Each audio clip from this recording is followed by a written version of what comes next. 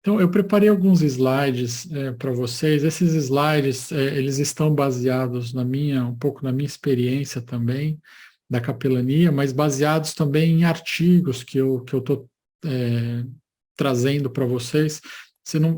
Eles não estão no último slide, nas referências bibliográficas, mas eu vou encaminhar todos esses artigos que eu estou usando aqui para a Lília e depois ela dispara para vocês, tá bom? Infelizmente, gente, são todos artigos na língua inglesa, né? Essa parte da assistência espiritual, talvez já exista muita publicação aí no Brasil, mas né, o meu estudo acabou sendo muito aqui, então, basicamente a bibliografia é em inglês, mas eu acho que o Google Tradutor pode dar uma boa ajuda para a gente quando é esse inglês mais instrumental de traduzir textos e documentos, tá bom? Então vamos lá, eu quero dividir a minha fala aqui em 3 momentos, tá? Pensando no cuidado que nós prestamos para os nossos pacientes, tá? Para vocês, as crianças, os bebês, os papais, as mamães que vocês atendem no dia a dia de vocês, da profissão de vocês. Então, esses 3 momentos, e esses 3 momentos também, eu estou me baseando aqui em um dos artigos que eu vou compartilhar com vocês depois, de como a espiritualidade e a religiosidade aparece ali na clínica durante a vida, enquanto nós estamos prestando os cuidados paliativos para as crianças, para os pais das crianças, né? Então, durante a vida, durante o tratamento, durante o cuidado que nós estamos prestando para essas pessoas, e também ali momentos antes da morte, né? Pouquinho antes da transição. Um segundo momento seria no momento da morte, exatamente, tá? Da morte das crianças. E um terceiro momento seria como a espiritualidade e a religiosidade aparecem após a morte da criança, tá? Então eu vou dividir a minha fala aqui nesses 3 momentos, mas antes de entrar em cada um deles, eu queria apresentar esse conceito de espiritualidade, porque espiritualidade é uma definição, é um conceito muito amplo. Ele é um conceito polissêmico na própria teologia, dentro das grandes tradições da espiritualidade, existem muitas definições de espiritualidade, de modo que o que eu falo, o que eu entendo por espiritualidade, pode ser diferente daquilo que você entende por espiritualidade. Por conta dessa possível dissonância, né, cognitiva, interpretativa, achou-se por bem no mundo da saúde tentar chegar a um consenso de uma definição de espiritualidade que pudesse ser aplicada não só aqui nos Estados Unidos, mas em nível global, de modo que quando eu uso o conceito de espiritualidade aqui, quando eu uso ele no Brasil, quando eu uso no Reino Unido, quando eu uso enfim, na Nova Zelândia, em qualquer outro país, a gente tem um consenso, tá? Que a gente saiba exatamente do que a gente está falando.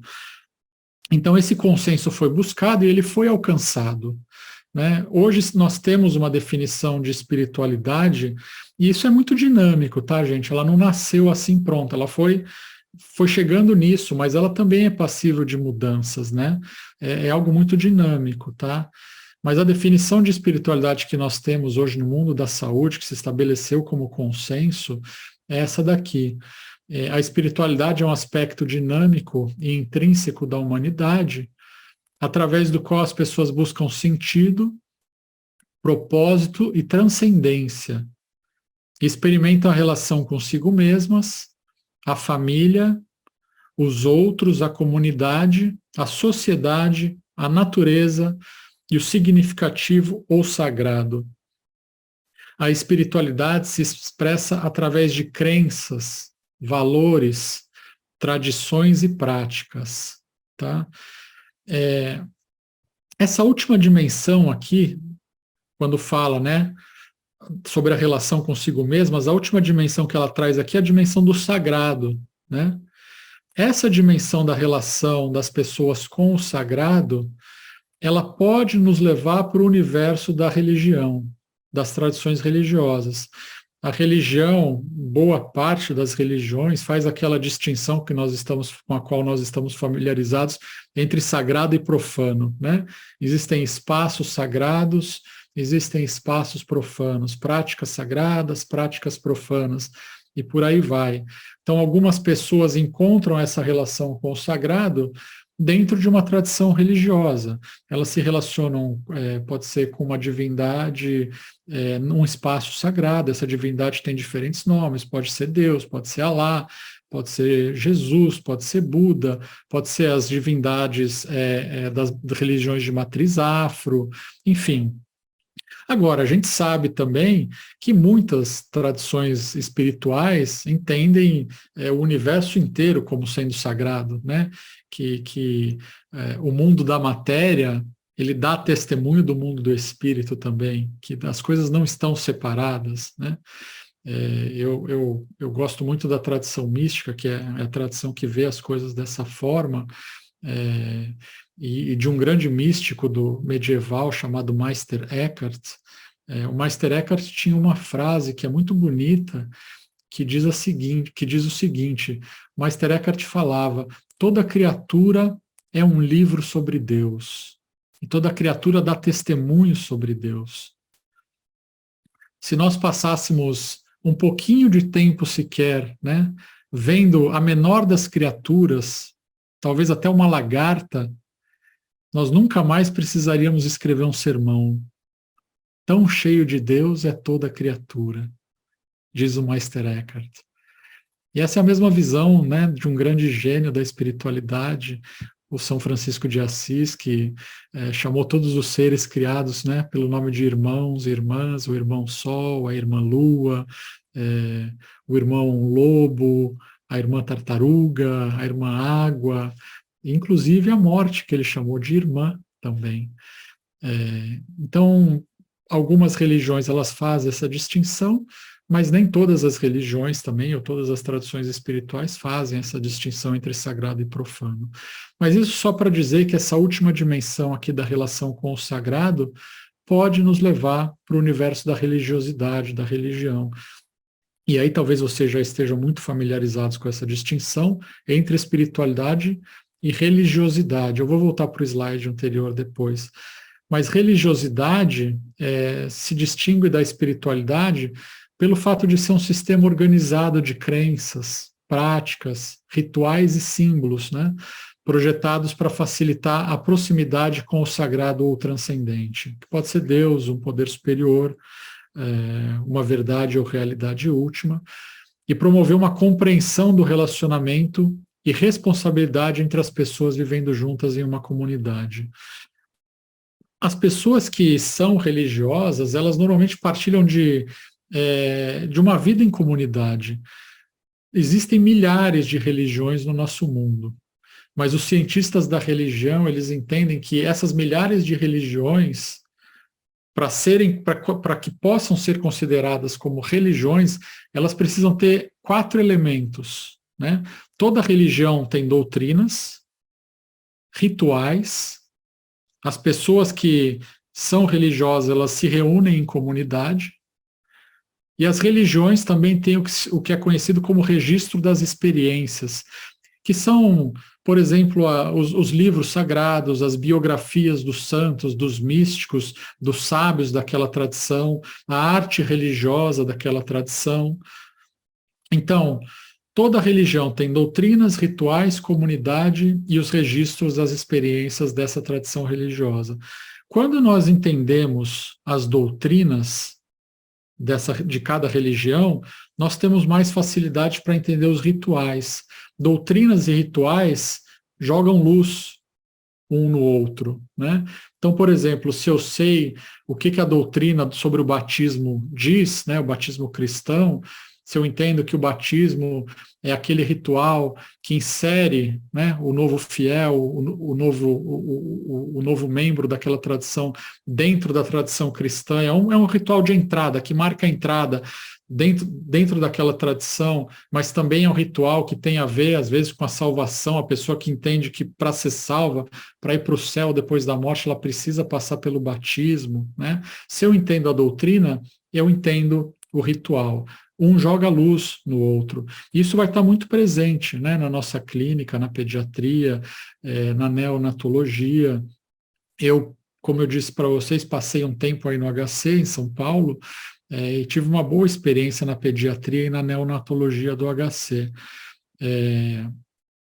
A gente era chamado algumas vezes, né, para fazer alguns rituais, quando, sobretudo o batismo, quando as mamães que tinham, né, gestações de bebês, gestações de alto risco, e a possibilidade do bebê sobreviver fora do útero era muito baixa, né, depois do nascimento, as mamães, os papais pediam que os capelães pudessem, né, estar presente no momento do nascimento para batizar essas crianças logo depois do nascimento, porque entende-se que é importante batizar, né, uma pessoa quando ela ainda está viva, né? Dentro da tradição católica, por exemplo, o batismo ele é feito com a pessoa ainda viva, né? Então, esses casais, eles chamavam, né, os capelães para poderem estar presentes no momento do parto, para poder fazer o batismo logo que o bebê, que a criança nascesse, né? Eu vou voltar um pouquinho aqui nesse slide da espiritualidade. Eu gosto muito dessa definição de espiritualidade. Se você perguntar o que é assistência espiritual, o que um capelão faz, ou o que faz alguém que presta assistência espiritual, eu posso dizer para você tranquilamente que o que a gente faz está inserido dentro desse slide. Nós auxiliamos as pessoas a encontrarem sentido em meio à sua experiência de sofrimento. Nós ajudamos as pessoas ou servimos as pessoas no momento em que a relação delas consigo mesmas foi alterada pela experiência da doença. A relação delas com a família foi alterada, com os outros, com a comunidade, com a sociedade. Às vezes a pessoa não pode mais desempenhar aquele papel que ela desempenhava antes por conta da doença que ela agora tem, né? Com a natureza, as pessoas, muita gente encontra esse sagrado, né? Muita gente se sente mais próximo de Deus, mais próximo do sagrado, quando está em meio à natureza, e às vezes ela não pode estar em meio à natureza, ela está ali naquele ambiente mais frio, mais estéril, do hospital, e ela sente falta disso, né? Não por acaso, não por outra razão, muitos hospitais hoje procuram, né, nos seus projetos arquitetônicos, integrar um pouco de natureza, né, nesses espaços, trazer muita luz natural, construir os hospitais, os quartos com mais janelas, que a luz natural pode entrar, porque se sabe que isso tem um impacto positivo para o bem-estar das pessoas, né? Mas o fato, gente, aqui assim, o que eu faço, na verdade, está muito inserido nisso. A gente sabe que uma experiência, por exemplo, uma pessoa que recebe o diagnóstico do câncer, como é a realidade na qual eu estou inserida, né? Mas pode ser um pai e uma mãe que descobrem que o seu filhinho, a sua filhinha tem câncer, né? Ou uma mamãe que descobre que a sua gestação, que ela tanto aguardou, que ela tanto sonhou, é uma gestação de alto risco, ou que o seu bebezinho tem uma síndrome que pode inviabilizar a vida depois do nascimento. Tudo isso altera muito, né? Altera a nossa relação com o futuro, altera a nossa relação com o passado, com o presente, altera o sentido da nossa vida. Tudo a experiência de uma doença que ameaça, né, a continuidade da vida, ou de uma doença crônica, uma doença grave, pode transtornar todas essas relações. Todas essas relações. E as pessoas experimentam dor espiritual justamente quando essas relações entram em crise ou em desarmonia, né? Veja, o fato de que essas relações são transtornadas não quer dizer que elas venham sempre carregadas de um aspecto negativo. As relações podem ser transtornadas, mas elas vão, né, à medida em que o tempo passa, elas podem ser ressignificadas e elas podem encontrar aspectos positivos também. Eu citei o meu caso, por exemplo, né, da perda do meu filho, da crise pela qual eu passei, né? Algum tempo se passou e eu pude ressignificar tudo aquilo. Hoje eu encontro sentido, eu encontro propósito, mas existe um momento, né, existe um espaço que é um espaço limiar, de transição, um espaço intermediário, no qual, na maioria das vezes, ou se não todas as vezes, a gente encontra as pessoas, né? Eu gosto muito de um teólogo aqui dos Estados Unidos, chamado Richard Rohr. Richard Rohr. O sobrenome dele é R-O-H-R, Richard Rohr. Ele tem uma definição, na verdade, para ele chama isso de padrão da sabedoria. Para ele, o universo todo dá testemunho desse padrão da sabedoria, que para ele a melhor metáfora desse padrão da sabedoria é a cruz de Cristo. Nós estamos falando de um padre franciscano, tá? O Richard Rohr é um padre franciscano. Mas para ele a cruz de Cristo fala justamente desse padrão da sabedoria que nós podemos ver no universo inteiro. Para ele, vida, morte e ressurreição é a melhor metáfora desse padrão da sabedoria que ele vê no universo inteiro. Vida, morte e ressurreição, ele usa outros termos para falar da mesma coisa. Ele usa ordem, desordem e reordenação, ou nova ordem. Então imagina você aí, né, na sua vida pessoal, por quantos ciclos de ordem, desordem e reordenação você já passou? Pode pensar, por exemplo, no meu caso, eu citei o meu caso da perda do meu filho, né? Vivia naquela ordem inicial, tudo caminhando bem, de repente, pá, desordem se instala.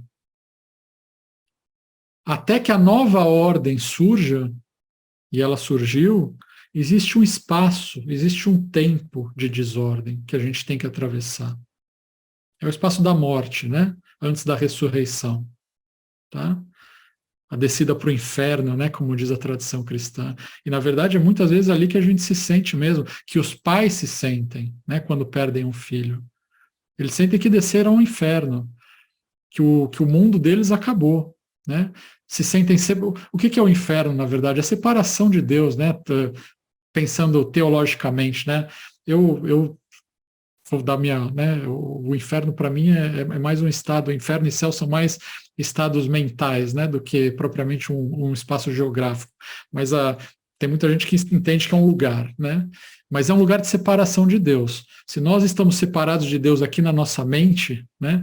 Se a gente está separado do mundo, se nós nos vemos sozinhos, isolados, sem conexão, isso é praticamente viver no inferno, né? Em vida ainda. Né? E é assim que muita gente se sente, né? Quando passa por uma experiência de dor, de sofrimento atroz, como é o da perda de um filho. Né?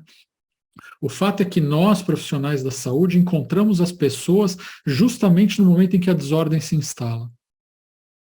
E você pode pensar na sua vida pessoal, quantos momentos de ordem, desordem e nova ordem você já passou? Talvez o término de um relacionamento, né, longo, um casamento, um divórcio, uma mudança de país, a perda de um trabalho, né? De repente estava naquele trabalho durante 10 anos, foi mandado embora. A gente é lançado naquele espaço da desordem.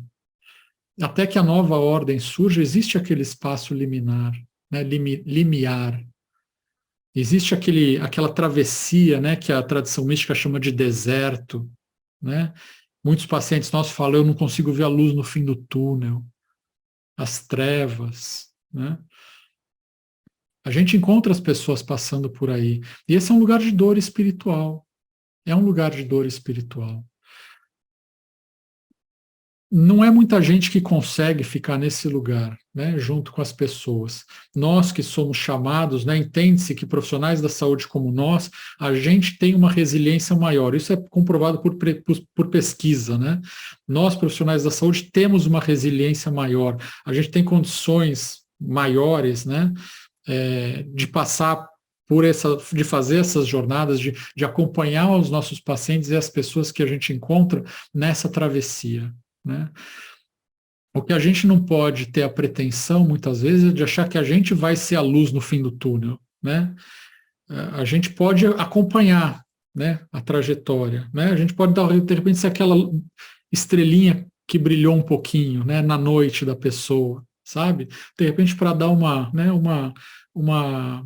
uma referência, talvez, né?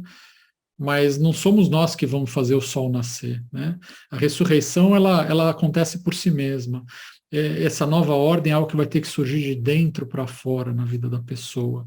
Isso vai ter que levar em consideração a história das pessoas, a história pregressa, tudo aquilo que elas trazem de história, de bagagem, né? De sentido, de propósito.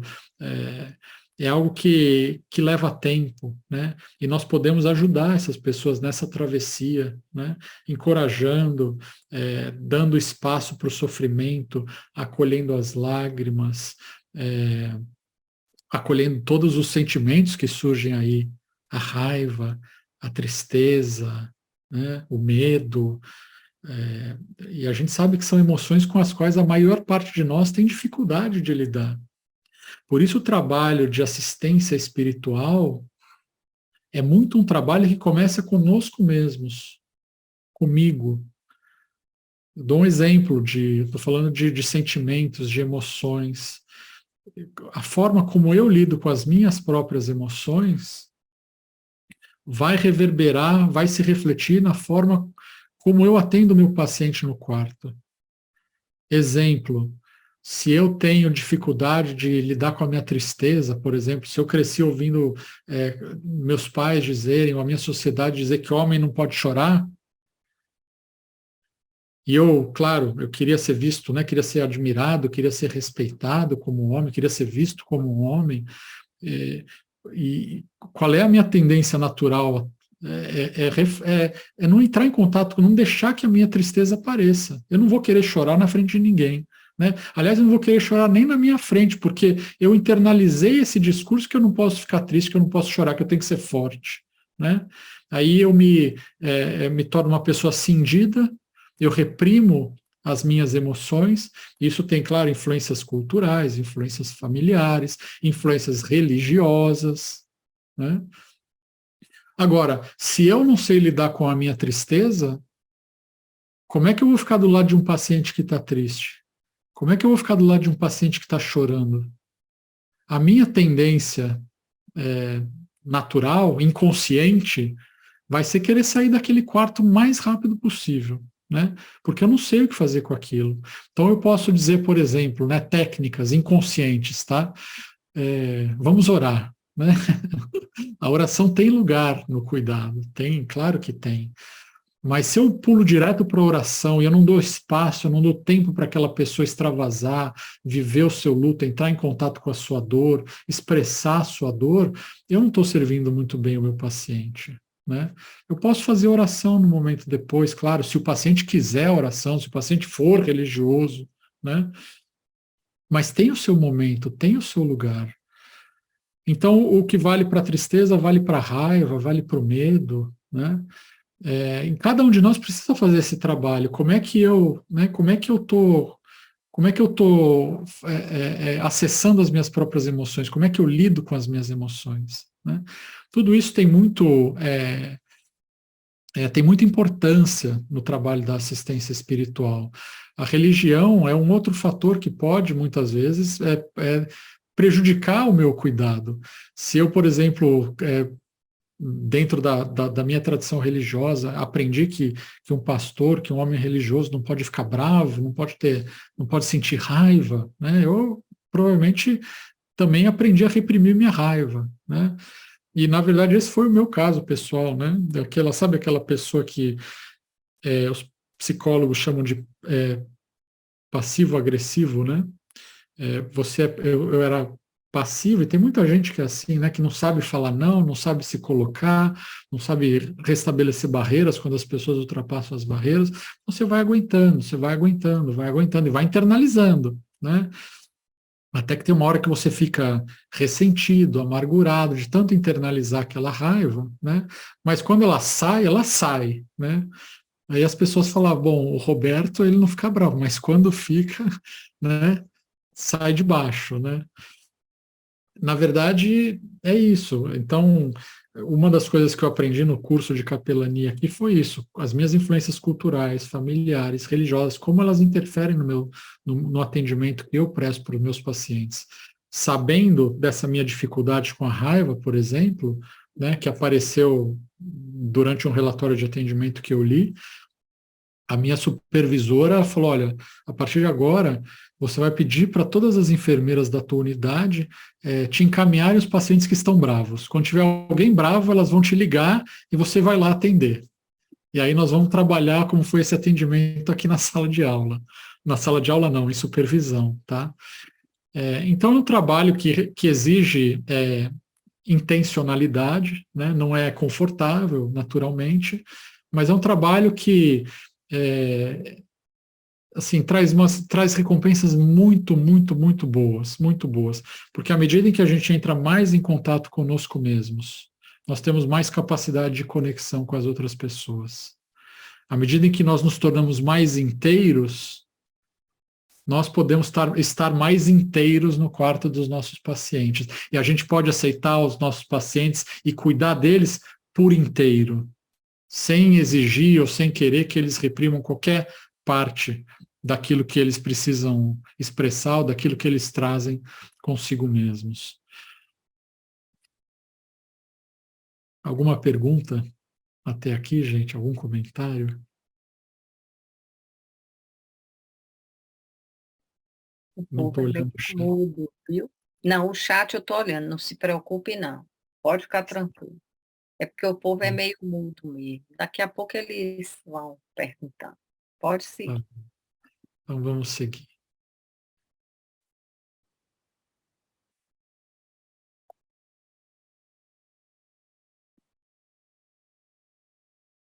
Então esse slide eu já passei, né? É claro que para as pessoas religiosas, a comunidade delas vai ser um aspecto muito importante, né? Durante a minha fala aqui desses 3 momentos, a gente vai falar um pouquinho também sobre o papel da comunidade, como a comunidade acaba aparecendo, tá bom? Então vamos lá. Durante o cuidado que nós prestamos, né, oferecemos para os nossos pacientes, para os papais, para as mamães das crianças, e também até ali instantes antes da morte, né, dos pacientes, quando é o caso, claro, né, nem todos os pacientes que nós atendemos chegam, né, a óbito, mas muitos deles a gente acompanha até o momento da morte também. É importante saber que a espiritualidade e a religiosidade são um recurso fundamental para as pessoas que estão passando pela experiência da doença e do sofrimento, seja na própria vida, ou seja, a experiência de doença e sofrimento dos seus filhos, das crianças, é, é, das crianças que elas criam, que elas cuidam. Então, espiritualidade e religiosidade é um recurso fundamental, e as pesquisas mostram que para muita gente é o principal recurso, tá? As pesquisas mostram que a maior parte dos pacientes, das pessoas hospitalizadas, tem necessidades e dores espirituais. Elas têm, a maior parte. Acontece que nem todas essas pessoas estão recebendo assistência e cuidado espiritual e religioso. Por quê? Porque, em boa parte dos casos, nós não desenvolvemos mecanismos de escuta e de identificação dessas necessidades e dessas dores. Quais são esses mecanismos de escuta? Nós temos anamnese espiritual, perguntas que podem ser lançadas durante a anamnese, triagem, perguntas que podem ser lançadas na triagem, para identificar a dor espiritual. Eu posso passar essas perguntas também para a Lília. Perguntas simples, rápidas, que podem ser lançadas no momento da anamnese, no momento da admissão dos nossos pacientes, que pode identificar facilmente dor ou crise espiritual. Questionários de história espiritual, provavelmente o mais conhecido aí no Brasil é o FICA, e o HOPE, né, que são mais conhecidos no mundo dos cuidados paliativos, que tem por objetivo identificar se a pessoa tem alguma crença, se ela faz parte de alguma comunidade, qual é a importância das crenças no atendimento, no tratamento médico dela, e saber como que nós, da equipe de saúde, podemos auxiliar essas pessoas durante o seu tratamento, como é que nós podemos integrar, né, honrar esses valores, essas crenças e essas práticas ao longo do tratamento, tá? Os pacientes, eles dizem que gostariam que os seus médicos conversassem com eles sobre espiritualidade e religiosidade, que isso fosse integrado no cuidado deles. Mas boa parte dos médicos e dos profissionais da saúde não falam sobre espiritualidade com os pacientes. E isso não é culpa dos médicos, né? A gente sabe que existe um histórico que deu muita ênfase no processo de formação em medicina daquele modelo biomédico centrado na doença, né, e não no paciente. O que importava era a doença, era a parte biológica, a parte física. E todas essas outras dimensões, espiritual, emocional, social, foi relegada para um segundo plano ou até desprezada, né? Claro que isso já está mudando há algumas décadas, né? Mas até então, a gente pode dizer que o modelo prevalente ainda é esse modelo biomédico, né? Tem muitos profissionais que não sabem fazer assistência espiritual porque nunca aprenderam, nunca foram instruídos sobre como fazer. A minha experiência pessoal aí no Brasil é que os grandes pioneiros na incorporação da espiritualidade na saúde são os profissionais de cuidados paliativos, né? Os profissionais de cuidados paliativos com os quais eu trabalhei aí no Brasil são profissionais de excelência nessa abordagem da espiritualidade, na integração da espiritualidade no tratamento, no cuidado dos pacientes. Aqui nos Estados Unidos também é muito parecido. Os cuidados paliativos estão muito mais presentes, né? Tem muito mais serviços de cuidados paliativos espalhados pelo país. É uma diferença grande aí do Brasil ainda. Mas eu costumo dizer que os profissionais de cuidados paliativos que a gente tem no Brasil é a melhor do mundo, viu? Porque eu tenho aqui profissionais do mundo inteiro também trabalhando, mas o que existe no Brasil de qualidade, de profissional, eu posso ser suspeito, talvez, quando eu estou falando isso, né? Mas esse tempero brasileiro que a gente tem, né? Esse carinho, esse cuidado, essa compaixão, essa empatia. Olha, e isso é muito importante, né, no cuidado do paciente, dos cuidados paliativos. Para mim, não tem igual no mundo inteiro, né? A diferença é mais de quantidade de serviços do que de qualidade de serviços. Eu posso dizer isso assim, sabe, a minha experiência é exatamente essa. Não tem, se tem diferença de qualidade, eu diria que a qualidade do Brasil ainda está lá em cima, está maior, sabe? Porque aqui a questão é mais de, realmente, os cuidados paliativos estão mais espalhados pelo país, né? Claro que tem muitos profissionais maravilhosos também, tá? Todos fazendo deles não, mas é que o tempero brasileiro é muito especial. Então, durante a vida, gente, e antes da morte, é interessante notar que os pais das crianças, eles dizem que nesse momento a espiritualidade ela serve mais como um mecanismo de enfrentamento para ajudá-las a lidar com todo aquele estresse que elas estão vivenciando. Essa questão do sentido, de busca de propósito, de busca do porquê que isso está acontecendo, essas perguntas até surgem, mas elas surgem muito mais como expressão da dor, da tristeza, da raiva, do que realmente como uma busca de sentido. A busca de sentido vai ficar para depois da morte. A busca de sentido mais, né, profunda, mais intensa, mais ativa, tá? Não que ela não exista aqui, ela existe, mas o recurso da espiritualidade, da religiosidade nesse momento é mais para lidar com o estresse, aquilo que a gente chama de coping, né? Ou coping religioso, coping espiritual. Então a espiritualidade nesse momento é mais para ajudar as pessoas a lidar com o estresse, tá? no meu tempo aí do HC, da neonatologia, da pediatria, eu passava muito tempo com os papais, com as mamães, nas salas, né, de atendimento. Eles queriam sair um pouquinho daquele ambiente da UTI, ter o seu momento de choro para extravasar, sabe? Não queria fazer isso na frente do seu filho, da sua filha, então buscava, né, um espaço um pouco mais privativo. Claro, a oração também, né? É, tudo isso acaba sendo, né, importante para os pais nesse momento. Rituais religiosos, claro, né, para quem é religioso, tem os rituais que são importantes também, tá? Unção dos enfermos, né, talvez aquilo que a gente está mais acostumado aí no Brasil, né, para quem é católico.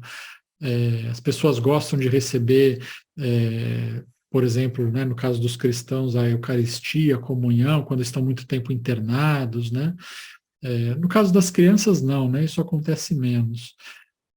Mas a questão da oração, a questão dessa possibilidade de ter um momento para extravasar as emoções, para acessar as emoções e para expressá-las num ambiente mais privativo, acontece muito. Esse segundo quadrinho aí, né, o segundo retângulo, Teodiceia, é um nome que em teologia a gente utiliza para se referir à tentativa racional de provar, né, a existência de um Deus que é onipotente, onipresente e onisciente, e que ainda, segundo a tradição cristã, é amor, quando existe tanto mal e sofrimento no mundo, sobretudo mal e sofrimento entre as crianças, né? Os capelães que trabalham no mundo da pediatria dizem que é o espaço de todo o mundo da saúde onde essa questão da teodiceia mais aparece. As pessoas perguntam: por que que uma criança precisa sofrer desse jeito? Como é que pode existir um Deus amoroso?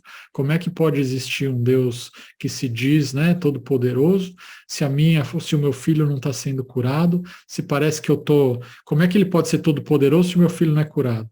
Como é que ele é onisciente se parece que ele não me ouve? Como é que ele é onipresente se eu me sinto abandonado? Como é que ele diz que é? Como é que dizem que é amor, né? Se tem tanto sofrimento e ele vê sem fazer nada. Essas questões aparecem muito no mundo da saúde de uma forma geral, mas no mundo da pediatria elas aparecem com mais força, tá? Eu, como disse para vocês, não tenho a experiência da pediatria aqui nos Estados Unidos, mas eu falo com muita gente que me procura, né, por telefone, por mensagem, por mídia social, que perdeu filho e filha pequena. E essa questão é recorrente, tá? É importante de novo dizer, tá? Que todas essas questões, elas surgem, né, como expressão de emoções fortes, de emoções profundas, de sentimentos como raiva, como sentimento de abandono, como tristeza, solidão. E essas emoções, esses sentimentos, eles precisam ser normalizados e validados. Todas essas perguntas, elas têm que ser acolhidas, normalizadas e validadas como expressões de sentimentos, de dor, de emoções que a pessoa precisa expressar. E às vezes ela expressa numa pergunta como essa. Dificilmente a gente vai responder essas perguntas. Não existe resposta fácil para perguntas como essa. E qualquer resposta que a gente, porventura, dê, não vai tocar aquela ferida mais profunda da pessoa.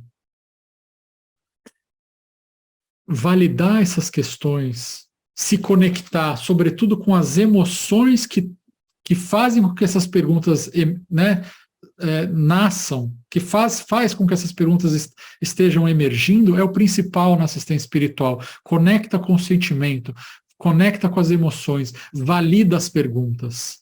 Né? Esse espaço da desordem que eu falei é o espaço de pergunta, é o espaço de incompreensão, é o espaço de trevas, no sentido de trevas cognitivas até, em que aquela teologia prévia que muitas vezes a pessoa trouxe até aqui já não serve mais. Poxa, me disseram que se eu fosse para a igreja, se eu cumprisse as minhas obrigações, se eu desse o dízimo, se eu fizesse tudo direitinho, nada disso ia acontecer. Como é que está acontecendo isso agora? O que eu fiz de errado? Estou sendo punido, mas por que eu estou sendo punido? E por que com o meu filho? Essas são perguntas que surgem, né?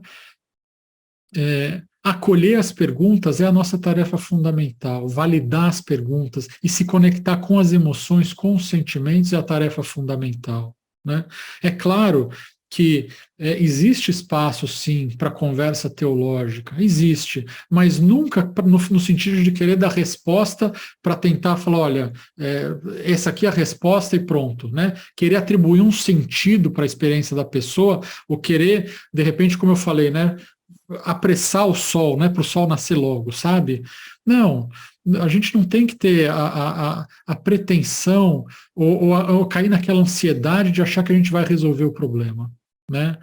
O mais importante nesse momento é fazer a travessia com a pessoa, né? Acreditando que o sol vai nascer, encorajando a pessoa naquela travessia, fazendo a companhia para aquela pessoa na travessia, até depois, né, da morte da criança, quando é o caso, acompanhar no luto com grupos de apoio, grupos de suporte, né? Tudo isso faz parte.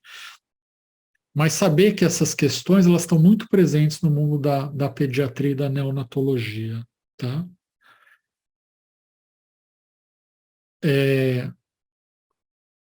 Muitos pais e mães relatam premonições e que tiveram visões ou sonhos, né? Tanto os pais quanto as crianças que tiveram visões ou sonhos. Eu sonhei que Jesus estava vindo me buscar. Ou premonições dos pais, né? Tem um desses artigos que fala, né, por exemplo, uma semana antes do seu filho morrer, a mãe ouviu como se fosse uma voz de um homem falando no seu ouvido. Quinta-feira. E aí, na quinta-feira da semana seguinte, foi justamente o dia que o seu filho morreu. Os pais e as mães, eles vão trazer essas visões, essas premonições, né?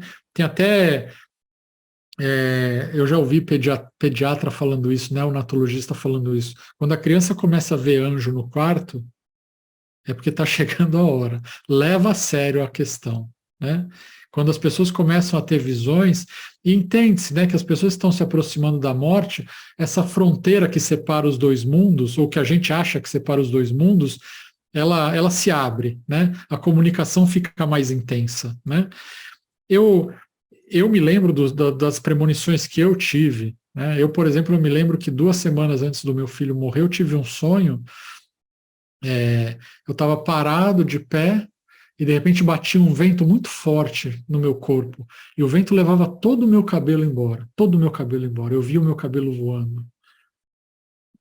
Eu logo, né, eu como naquela época já tinha um conhecimento da Bíblia, eu sabia que vento, né, é sinal de que alguma coisa difícil está vindo, né?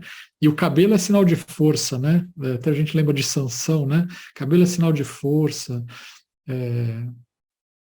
As pessoas no Antigo Testamento, lá entre os judeus, quando passavam por um luto, elas raspavam a cabeça, cortavam as roupas.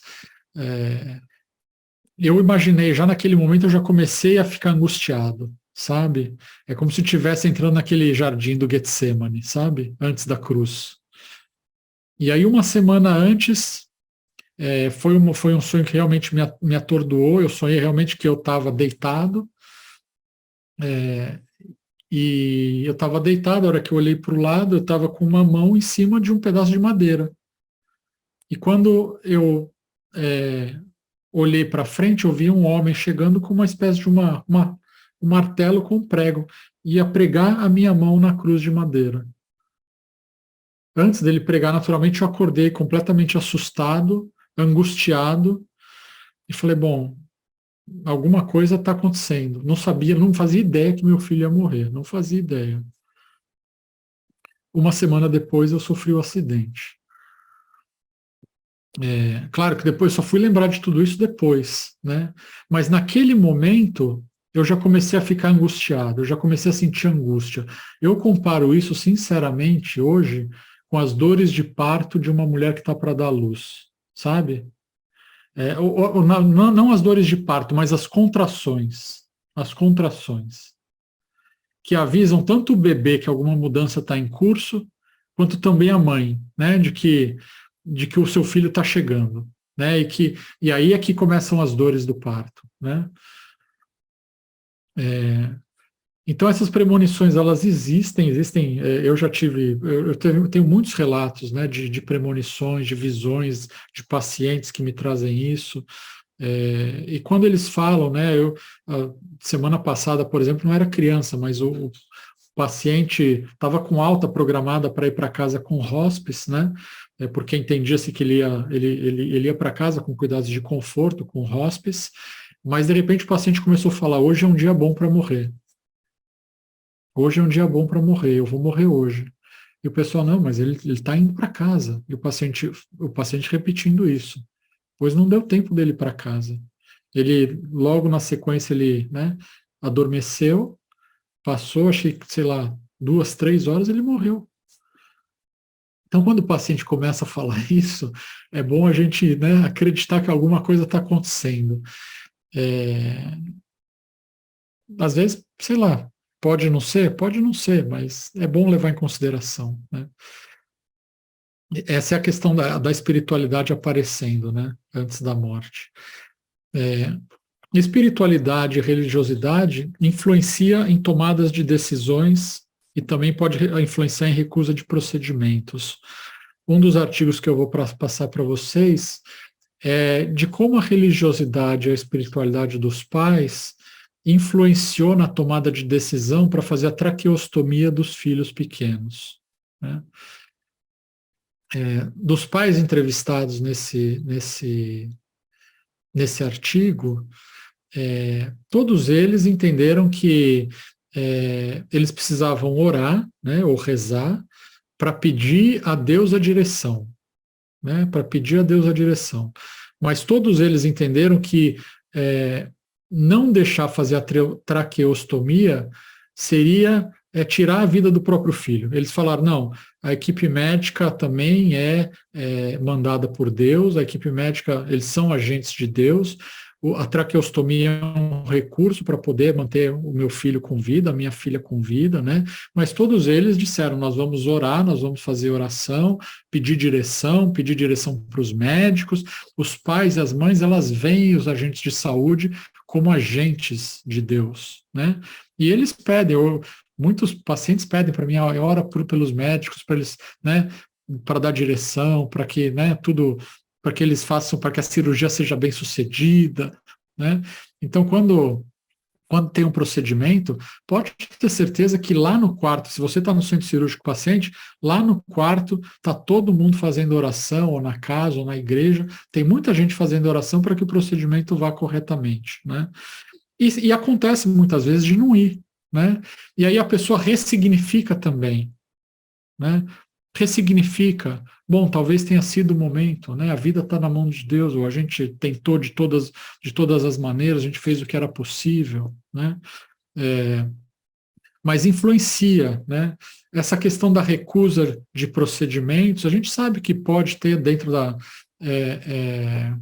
talvez da obstetrícia, da ginecologia, não sei se da neonatologia, mas questões relacionadas ao uso, por exemplo, de medicamentos, anticoncepcionais, né? Eu não me lembro a palavra direito, mas tem contraceptivos, né?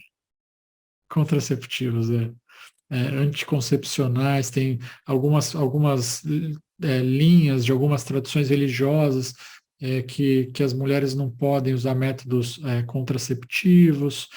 Talvez o caso mais clássico seja das pessoas que são testemunhas de Jeová, da recusa das transfusões sanguíneas, né? Eu não sei exatamente, eu ouvi história já, mas eu não tenho não tenho experiência nisso, talvez vocês tenham e queiram partilhar, de pais que não quiseram que os seus filhos, né, testemunhas de Jeová, os pais testemunhas de Jeová, ficaram naquela, sabe, indecisão, se o filho tiver que receber bolsa de transfusão de sangue, deixa, não deixa, permite, não permite. Eu já ouvi histórias de que isso acaba muitas vezes indo para comitês de ética, né? Porque são questões muito, muito delicadas, mas eu realmente não tenho experiência pessoal nesse ponto. Já tive experiências com pacientes adultos, né? E o cirurgião falando, olha, paciente testemunha de Jeová, precisamos, né? Claro que a gente sempre toma cuidado redobrado, agora vamos triplicar ainda o cuidado redobrado, né? Porque se tiver uma hemorragia, a gente não pode fazer a transfusão de sangue, né? Então, isso também pode interferir, né? E é importante saber, né, que essas decisões, né, é importante sempre incluir, né, os valores, as crenças dos pacientes, levá-las em consideração e valorizar essas crenças. As pessoas, elas querem tomar decisões que estão de acordo com os seus valores e de acordo com as suas crenças, e não contra elas, né? Eu recebo no meu hospital às vezes, pedidos para atender pacientes que estão naquela fase. Continua o tratamento ou eu posso descontinuar o tratamento? É só Deus que fala quando é o final, quando é que a gente pode, quando é que a gente vai morrer? É lícito para mim tomar uma decisão de recusar mais tratamento médico enquanto eu ainda tenho a possibilidade de seguir o tratamento, né? No caso de quimioterapia, por exemplo, já tentei 2 tipos de quimioterapia, judiou muito do meu corpo, o médico está me oferecendo uma terceira linha de tratamento, eu não quero mais, eu estou, sabe, eu posso fazer isso ou vai contra Deus? Talvez os pais tenham a mesma questão quando se trata de uma criança, né? Pelo fato de ser muito difícil navegar nesse mundo da saúde, em que tantos recursos hoje em dia estão disponíveis, tanta tecnologia à nossa disposição, é muito difícil tomar decisões, sabe? Hemodiálise, nutrição artificial, sonda, sabe? O que pode, o que não pode, né? Como é que a questão da eutanásia, da ortotanásia, são termos tão difíceis para quem não é familiarizado com esse vocabulário, não por outra razão. Aqui nos Estados Unidos, eu não sei como isso é aí no Brasil, mas muitas tradições religiosas estão procurando fazer diretrizes, né, para os seus fiéis poderem navegar com mais facilidade nesse mundo da saúde, que é um mundo muito difícil de navegar, né? Então, por exemplo, a gente tem aqui o que seria o equivalente à CNBB aí do Brasil, né? A Conferência Nacional dos Bispos do Brasil. Fizeram um documento, né? Guidelines. Quais são, né, caso de nutrição artificial, hidratação artificial, sabe? Tudo isso está contemplado ali. Eu, quando recebo, por exemplo, pacientes judeus que estão nesse dilema, isso eu recebi esse conselho de um amigo meu, rabino. Falou, está nesse dilema, chama o rabino. Né? Eu já pergunto direto para o meu paciente. A gente não tem um rabino aqui no hospital, mas a gente tem parcerias com algumas sinagogas aqui da região. Você gostaria de conversar com um rabino? Gostaria. Eu chamo o rabino, que é um cara, nossa, fenomenal, já ajudou tanto a gente aí com pacientes judeus. Caso vocês tenham um paciente, uma família né, judia, com filhos judeus, e estão precisando tomar decisões, lança a mão desse recurso, né? Lança a mão, de repente, de um recurso de um líder religioso que a pessoa confia. É claro que é uma faca de 2 gumes, né? Às vezes o líder religioso também pode ser alguém que vem lá, por exemplo, o paciente já está pronto para fazer a transição para o hospice, o líder religioso fala, não, isso é contra Deus, né? Não pode fazer. Isso pode acontecer também, né? Pode acontecer. E eu já recebi muitos relatos de equipes de cuidados paliativos dizendo que às vezes o sacerdote chega lá e transtorna, né, a situação. Está tudo mais ou menos alinhadinho, né? De repente chega o sacerdote lá e a coisa desanda, né? Isso pode acontecer também. Por isso é sempre importante a gente ter parceiros que a gente pode confiar, sabe? Faz uma parceria, você trabalha no hospital, procura conhecer quem são os líderes religiosos da região, estabelece uma parceria com eles, sabe? Educa sobre aquilo que vocês fazem, conhece essas pessoas, né? Traz um pouquinho para receber algumas aulas, tem algumas palestras, para vocês receberem aulas deles também. Para que essas pessoas, de repente, possam ajudar vocês em alguma eventualidade, né? Momento... Não, eu vou falar isso na sequência, mas é importante, durante momentos antes da morte, muitas vezes, eu falei aqui já, né, de rituais, sabe, não pular direto, e eu vi isso acontecer já em hospitais que eu trabalhei, a criança teve a morte cerebral, sabe, já decretada, né, pela equipe, a gente já começa a falar direto de doação de órgão. A gente nem pergunta se a família quer fazer um ritual, se a família quer chamar um sacerdote, se a família quer ter um tempo junto com a criança para fazer oração, sabe, para se despedir, né? Isso é fundamental. Eu me lembro, as pessoas já chegavam, né, pulava o cuidado até ali, já entrava direto na questão da doação de órgãos, né? Que é super importante, claro, mas tem o seu momento também, né? Tem o seu momento. Essa questão da esperança do milagre, gente, é algo muito, mas muito recorrente, né?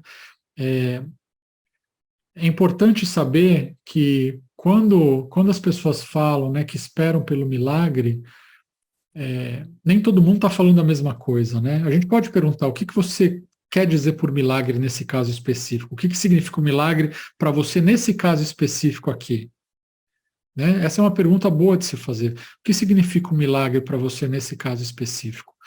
A pessoa pode te responder, por exemplo, eu espero que surja um novo tratamento, ou surja uma nova droga que possa ajudar o meu filho, ajudar a minha filha. Eu espero que esse tratamento que ele está fazendo vai levá-lo para remissão, sabe? Aí você vê que tem um componente, né, que não é exatamente aquela intervenção sobrenatural, quando já não tem mais possibilidade, a pessoa está ali falando, olha, está falando de recursos científicos, de tecnologia, de quimioterapia, enfim. A questão do milagre não está indo contra, né, o que a ciência preconiza, o que a ciência fala, não é um choque, não é uma oposição, né? Claro que isso pode acontecer, mas é sempre importante perguntar o que você entende por milagre, né? E às vezes pode ser, eu sei lá, os médicos me deram 6 meses, eu espero viver pelo menos mais 1 ano, mais 2 anos, entendeu? Pode ser esse o milagre que a pessoa está esperando, né? Agora, pode ser realmente que a pessoa fale, olha, os médicos me desenganaram, me disseram que eu não tenho mais chance, que eu vou, sei lá, que a minha doença está em estágio terminal, mas eu tenho esperança de ser curado, né? Ou eu tenho esperança que o meu filho e minha filha vão ser curados, né? Não, tudo bem, doutor, mas a última palavra é de Deus, né? Quantas vezes talvez vocês já não ouviram isso, né? Isso é muito comum acontecer. E aí tem um protocolo aqui nos Estados Unidos que eu quero passar para vocês, que eu acho maravilhoso, tá? Eu acho muito bom esse protocolo. Eu vou primeiro apresentar a versão dele em inglês, mas aí tem a tradução em português, tá? Só para apresentar o original, tá? Que é esse protocolo AMEN. Amém é uma sigla, né? Tipo FICA, né? Cada letrinha do amém significa uma coisa, tá? Então, o A é de afirmar as crenças do paciente ou as crenças da família, né? Então, se a pessoa fala para você, olha, eu tenho esperança no milagre, né? Eu tenho esperança no milagre, eu tenho esperança que o meu filho vai ser curado, que a minha filha vai ser curada. Você pode falar, eu também espero que o seu filho seja curado. Ou eu também espero que a sua filha seja curada, né? O meet é de encontrar o paciente ou a família, né, no lugar em que eles estão, né? Eu me junto a você nessa espera pelo milagre, né? Eu me junto a você nessa espera pelo milagre. A pessoa está orando e fala assim, olha, eu vou orar junto com você, eu estarei orando junto com você pelo milagre, eu espero, né, que isso possa acontecer, eu espero que isso aconteça, né. Aqui, o meet, né, de encontrar a pessoa onde elas estão, não é só no nível da crença, mas também no nível das emoções que eu estava falando, tá? Encontra a pessoa no lugar em que ela está, seja o lugar da raiva, seja o lugar da tristeza, seja o lugar da angústia, e fica com ela ali, né? Valida aquele sentimento, dá possibilidade da pessoa expressar aquela emoção, aquele sentimento, acolhe aquela dor, aquelas lágrimas, aquela raiva, seja o que for, encontra a pessoa naquele lugar, né? O E do amém é de educar. Você pode falar, olha, eu também tenho essa esperança, eu também espero, né, que ele seja curado.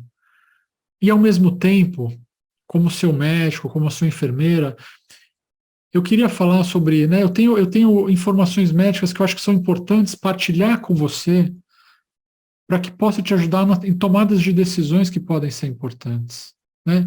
Eu sei que a gente pode até falar, né, o papel de Deus é fazer o milagre. O meu papel como profissional da saúde é te oferecer o máximo de informação possível para que você tenha a melhor, sabe, visão daquilo que está acontecendo, para que você possa tomar suas melhores decisões, né? Então, educar o paciente naquilo que você vê. E as pesquisas mostram também, e os pais das crianças são muito. Eles apreciam quando os médicos dizem as verdades, quando falam o que está acontecendo realmente. É claro que tem a forma de falar, o jeito de falar, a hora de falar, tudo isso, né? Tem que ter aquele, né? Mas eles apreciam a verdade, né? Apreciam a verdade. Talvez, claro, algumas questões, a gente pode se deparar com questões culturais, que às vezes as pessoas não querem falar sobre isso diretamente, mas a maioria dos pais, elas apreciam, né, saber o que está acontecendo exatamente. E isso é importante como clínicos, né, como médicos, como enfermeiros, para que as pessoas possam tomar as melhores decisões, né? E aí o N, o final, no matter what, significa, não importa o que aconteça, eu estarei com você em todos os passos desse caminho. Todos os passos desse caminho, tá? Aqui está a tradução, né? Eu fiz uma tradução meio livre aqui, o há de afirmar, eu também espero que aconteça o milagre. Eu fiz aqui eu machuquei um pouco o português aqui, né? Ao invés de junto-me a você, eu botei me junto a você, tá? Junto-me a você nas orações e nos sentimentos, né, pelo milagre. Você pode até pôr o M para ser mãos dadas, né? Estamos de mãos dadas nesse lugar, sabe? O E de educar, eu gostaria de compartilhar informações médicas que importantes para te ajudar na sua tomada de decisão, né? E pode até falar isso, olha, a gente sabe, né, que é o papel de Deus, né, esse milagre. E eu, como profissional da saúde, é minha vocação, é minha responsabilidade. Eu preciso te falar essas coisas, né? Mas nunca coloco mas, né? É falar e, né? Nunca coloque mas, nunca coloque uma oposição na sua fala. Eu espero que o milagre aconteça, mas eu preciso te educar nisso daqui. Não. Eu espero que o milagre aconteça. E eu também preciso. É uma adição e não uma oposição, tá? Não é o mas, tá? E não importa o que aconteça, eu estarei com você a cada passo do caminho.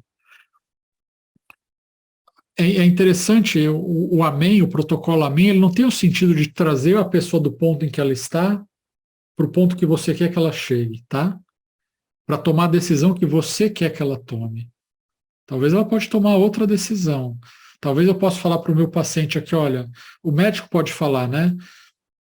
Se a gente testar fazer mais quimioterapia, vai causar mais dano do que benefício no teu corpo. A minha recomendação é hospice. O paciente pode falar, beleza, doutor, eu quero testar, eu quero ir para quimioterapia, né? E aí a gente honra o desejo do paciente, né? Eu não estou falando aqui que tem certo e tem errado, né? A gente não pode, a questão é não julgar aquilo que a pessoa quer, né? A gente educa, a gente se junta à pessoa, a gente apoia a pessoa na sua tomada de decisão, né? E isso é uma coisa, o Amém é um protocolo que vai sendo, né, revisado a cada passo do caminho também, né? Olha, a realidade de ontem era essa, hoje aconteceu isso. A progressão é essa daqui. Educa de novo, né? As informações elas vão se atualizando, a dinâmica vai se atualizando, né? Alguma pergunta desse protocolo Amém, gente? Roberto, tem várias perguntas aqui. Eu estava esperando você concluir. Não sei se você quer que eu faça agora ou a gente deixa para o final. O que que você acha? Eu não sei, quais são as perguntas? Você acha que se a gente passar, a pergunta vai Não, cair? não. Acho que vai complementando isso que você está dizendo. Talvez fosse melhor a gente deixar mais para o final. Tá bom, tá Mas bom. tem já algumas aqui. Mas se você quiser, eu leio aqui. Deixa para o final, então. Pode Então ser, tá bom. Então tá bom. tá? Eu vou entregar para vocês esses slides, tá bom? Depois eu passo para você, ler os slides, tá bom? Você pode distribuir para a turma aí, tá? Não tem problema não. Então assim vocês não ficam preocupadas de anotar tudo. É muita coisa, né? Então vamos lá. Aqui a gente estava falando do antes da morte, né? E eu terminei com o milagre, a esperança do milagre, tá bom? No momento da morte, durante a transição, né? A espiritualidade e a religiosidade, ela aparece muito na fala dos pais, né? É, mas também nas reações das crianças, né? Vocês podem partilhar as experiências de vocês, né? Eu, como disse para vocês, tenho pouca experiência de ver as crianças no momento da morte, né? Mas pela literatura, o que eu encontrei é que as reações das crianças incluem ausência de medo, né? Na maior parte dos casos, as crianças estavam em paz, elas não tinham medo, né? Os pais relatam sinais, por exemplo, né? Sabe coisas assim do tipo, naquele momento a luz piscou. Eventos que seriam completamente comuns e ordinários se não tivesse acontecendo uma coisa absolutamente extraordinária. Aquelas coisas que, para a maior parte das pessoas, é um evento totalmente comum e ordinário, para as pessoas que estão buscando sentido, se torna extraordinário.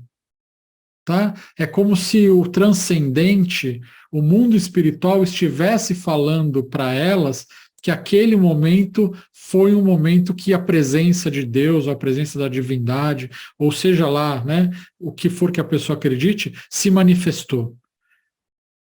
Então, por exemplo, uma mãe, né, que tinha uma fixação com o número 3. Número 3. Aí a filha dela morreu no dia 12, olha aí, 3, né, 12 de dezembro de 2001, às 3 horas, e eu sei que tudo que somado dava o número 3. Ela viu naquilo um sinal de que a fixação que ela sempre teve com o número 3 dizia respeito, né, ao momento da morte da filha dela. Tá? Algo que pode ser, né, absolutamente chamado de coincidência pelas outras pessoas, mas as pessoas, nesse momento, né, e isso é muito característico do discurso dos pais que perderam os filhos, não existe coincidência, né? Não existe coincidência. A presença da família, né, é super importante nesse momento, tá? No momento da transição, tá junto com o filho, se for possível, claro, né?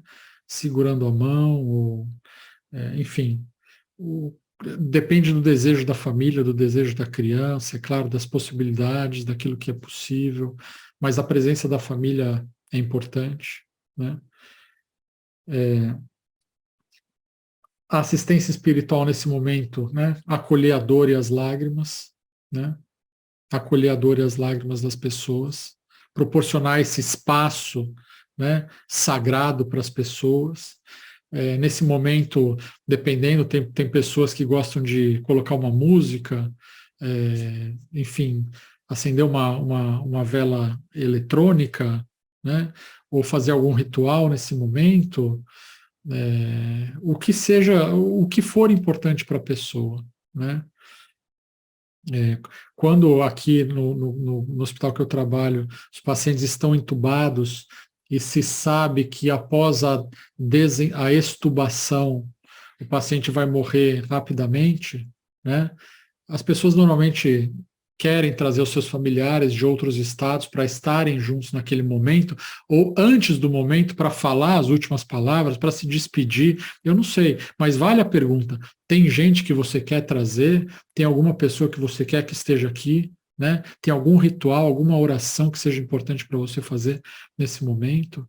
Né? E tentar proporcionar, fazer esse ambiente um ambiente mais sagrado, um espaço mais sagrado, porque é um momento sagrado, gente. O momento da morte é um momento sagrado, né? É um momento sagrado, tal qual o nascimento, é um momento sagrado. E a gente precisa tornar os espaços, né, de morte espaços sagrados também, né? Nesse sentido, trazendo para dentro do espaço aquilo que a família considera sagrado, né? Após a morte,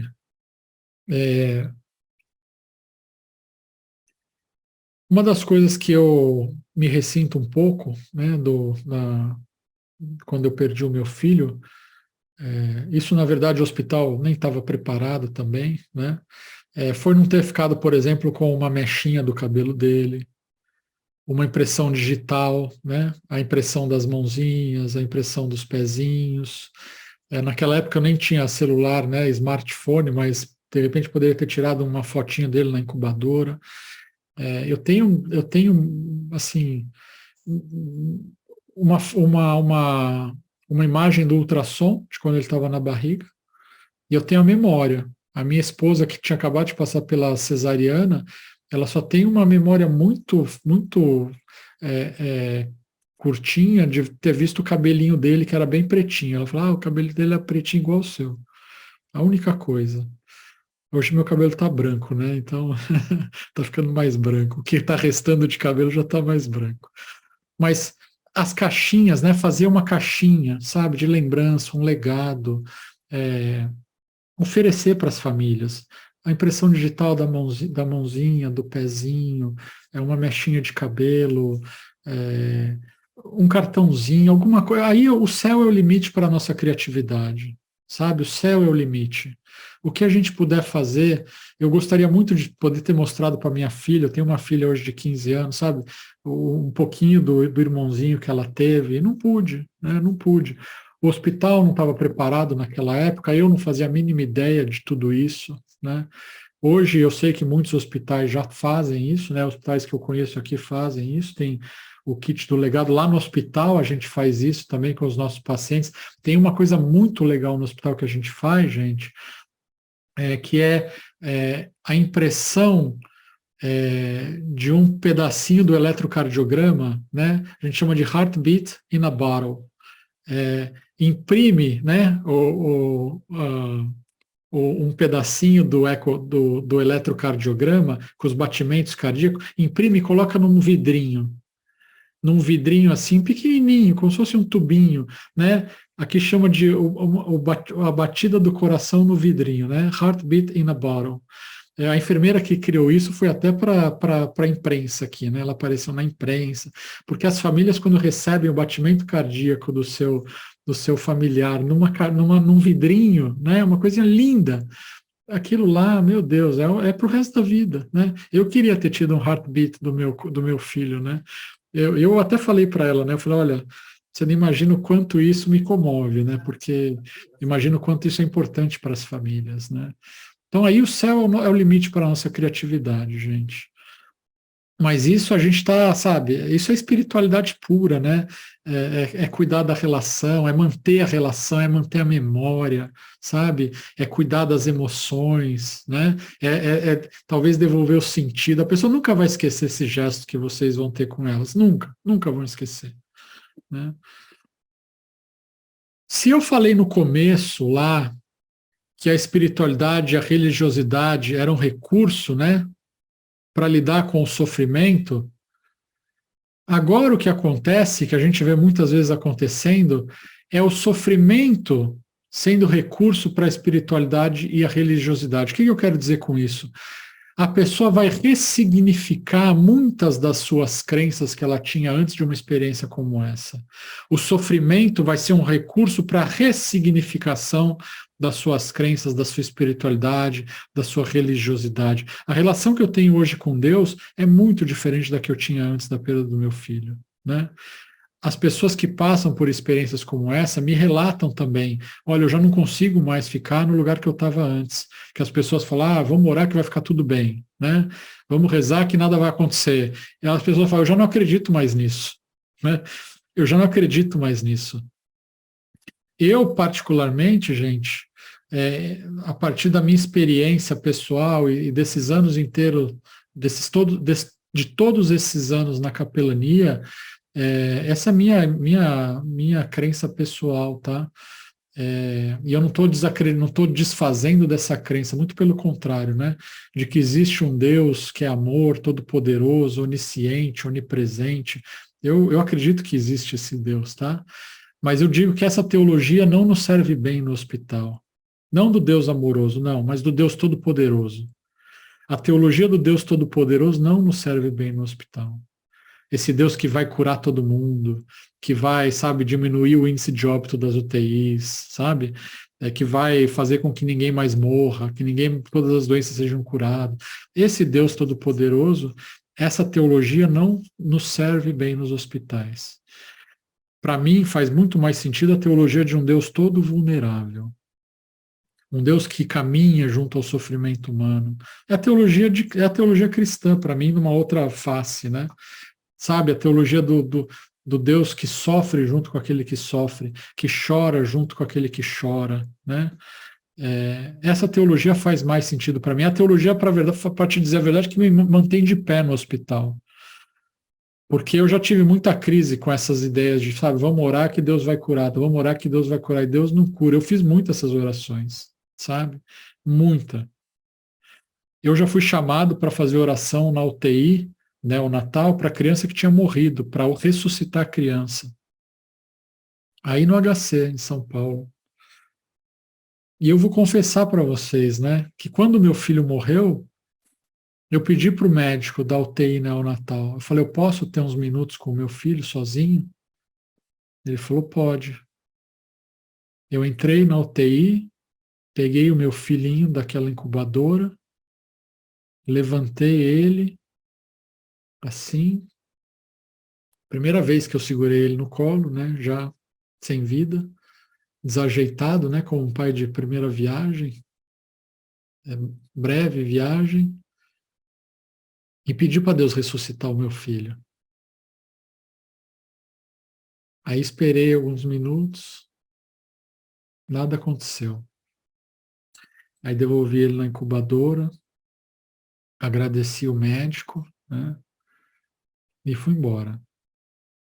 Mas hoje, olhando para trás, quando eu vejo essa experiência, eu penso comigo, né? Eu tentei de tudo, para ter um desfecho diferente. Até fazer uma oração para o meu filho ser ressuscitado. Até isso eu tentei. Então, quando um pai e uma mãe me pedem para fazer, né, me pediram já para fazer, eu estava na sala da capelania, recebi a ligação, falou, olha, tem um casal aqui que quer te ver. E eu fui lá, e quando eu cheguei lá, era esse o pedido. Isso aconteceu duas vezes. A primeira vez eu falei, vamos orar. E aí eu fiz eu usei aquela palavra mas, né? Mas a gente tem que estar preparado para um desfecho diferente do que a gente está esperando, né? E eu sei que naquele momento, né, inconscientemente, eu acho que eu lembrei da minha própria experiência. Eu quis tentar, talvez, evitar que eles tivessem a mesma expectativa frustrada que eu. Não sei. Mas eu notei claramente que quando eu falei o mas, aquele casal me olhou decepcionado. Acho que eles devem ter pensado, putz, não era esse o pastor que a gente queria aqui. A gente queria alguém que viesse aqui e falasse, vamos orar, né? Eu costumo dizer que hoje em dia pastor, né, tem mais fama de milagreiro, padre tem mais fama de exorcista, né? Nessas horas o pessoal pede normalmente o pastor, né? Mas quando eu falei esse mas, eu notei claramente o olhar de frustração dos pais. E eu fiz a oração, e claro, a criança não reviveu. E na segunda vez que aconteceu isso, exatamente a mesma situação. E aí eu já digo, né, essa não é a melhor hora de chamar um capelão, né? O ideal é que o capelão esteja ali integrado com a equipe, acompanhando, né? Mas, né, era o que tinha, né? O capelão, é importante ele estar integrado com a equipe, ou assistência espiritual, não necessariamente o capelão se não tiver, mas que a assistência espiritual vá sendo feita, né, ao longo do processo, né? E não inserir só no final, né, numa oração para ressuscitar uma criança, mas o fato é que isso na segunda vez aconteceu, e na segunda vez eu me lembrei da primeira e eu falei pro pai e para a mãe, vamos orar, eu oro com vocês. E eu fiz a oração e também o filho não reviveu. Mas eu percebi uma diferença, sabe, na reação dos pais. Eu percebi que os pais, o segundo, né, talvez, todos, na verdade, eu acho que os quatro, dos dois papais e as duas mamães, pensaram, bom, eu tentei de tudo, né, até chamar alguém para ressuscitar o meu filho. O primeiro casal talvez tenha pensado, bom, mas não veio o pastor certo, né? No segundo talvez já tenha ficado, talvez um pouco menos com essa impressão, não sei. O fato é que meu índice de insucesso nessas orações é de 100%, né? Mas eu pensei comigo, né? Falei assim, bom, uma coisa por vez, né? Deixa eu fazer a oração e depois eu me solidarizo com as lágrimas também, né? Primeiro eu vou me solidarizar com a esperança e depois eu me solidarizo com as lágrimas. Uma coisa de cada vez. Não sei por que eu estava falando isso, mas... acho que eu estava falando porque a espiritualidade e a religiosidade, o sofrimento acaba transformando, né? A espiritualidade e a religiosidade, no sentido de que essa teologia do Deus Todo-Poderoso, até que ressuscita, eu não estou dizendo que não pode ressuscitar um dia, pode, eu acredito em milagres desse tipo, mas o fato é que essa teologia não me mantém de pé no hospital. Se eu ficar com ela na minha cabeça e me movimentar por ela, eu não aguento ficar no lugar onde eu estou. A narrativa, né, da construção do sentido e da elaboração do luto. Os pais vão elaborar a sua própria narrativa com o passar do tempo, tá? Aquela reordenação que eu falei, ela vai surgir com o tempo e os pais vão construindo essa narrativa, né? Os pais vão construindo. Eles muito provavelmente vão falar de quão especial o filho era, de que era uma criança que sempre inspirou muitos cuidados. Isso é um discurso recorrente, né, de pais que perderam os filhos. Eu sempre tive medo, ele sempre me inspirou mais cuidados do que os irmãos dele. Eu sempre tive mais, sabe, mais medo de perder ele, né? As pessoas vão trazer histórias, né, de sinais que elas perceberam também, né? Que vão ajudá-las nessa elaboração do luto. E é importante quem está acompanhando essas pessoas a não desprezar essas narrativas. Eu me lembro que quando eu contei uma das minhas narrativas para uma psicóloga, amiga minha, nem porque eu estava passando em acompanhamento psicológico depois, mas uma amiga minha, eu contei uma elaboração que eu tinha dado a partir da minha fé. E ela falou para mim, puxa, que bom que você acredita nisso. Eu entendi que ela estava, né, me respeitando, mas ao mesmo tempo eu entendi que aquilo não fazia sentido para ela. Que bom que você acredita nisso, porque para mim não faz sentido, sabe?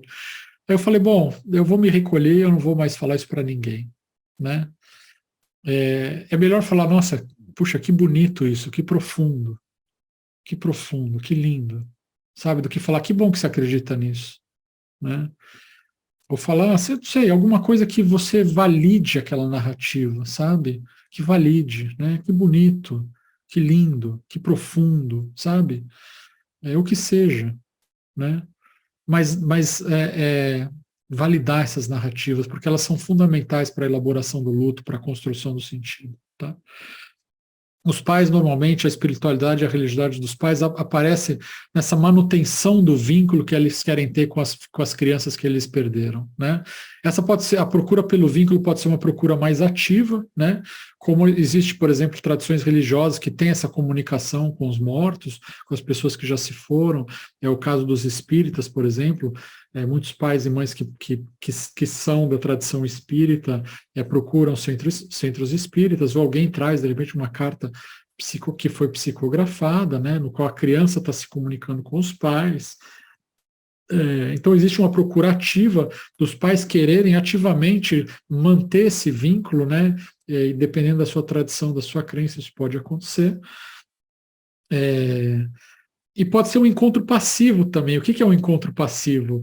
Eu vou citar um exemplo aqui que eu vi a semana passada no Instagram, de uma mãe que eu estou conectado, uma mãe que perdeu uma filha por conta do câncer, né? Ela foi visitar o túmulo da filha, e quando ela estava lá, né, descalça, pisando no gramado do cemitério, uma borboleta pousou no tornozelo dela. E ela filmou. Está no Instagram dela. A borboletinha pousou no tornozelo dela, ficou ali no pé dela. E ficou lá, abrindo e fechando a asa. Abrindo e fechando a asa. Aí ela até escreveu no Instagram dela, né? Oi, filha, eu vim te visitar e você também veio me visitar. Pode ficar aí, né? Pode ficar aí. Esse vínculo, ele pode ser por conta desses encontros que aparecem, sabe? Que podem ser para outras pessoas, de novo, eventos comuns e absolutamente ordinários, mas que para essas pessoas são eventos extraordinários, extraordinários. De novo, a terra e o céu estão ligados, né? O mundo material dá testemunho do espiritual. E esse vínculo, ele permanece e ele pode ser encontrado em situações corriqueiras do dia a dia. Do dia a dia. Né, já vou parar aqui, porque eu acho que já estamos chegando no nosso final, né? Mas eu vou contar essa história para vocês também.